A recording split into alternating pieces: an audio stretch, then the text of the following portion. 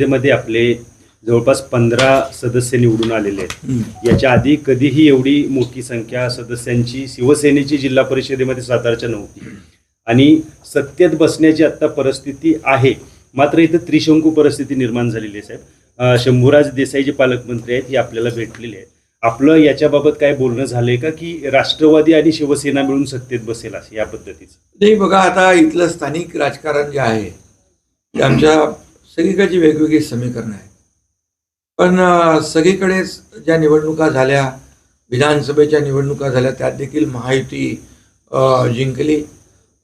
त्यानंतर नगर परिषदा झाल्या, त्यात देखील महायुती जिंकली। महापालिका झाल्या, त्यामध्ये देखील महायुतीला विजय मिळाला। जिल्हा परिषदेमध्ये पण पंचायत समितीमध्ये महायुतीलाच लोकांनी कौल दिलेला आहे।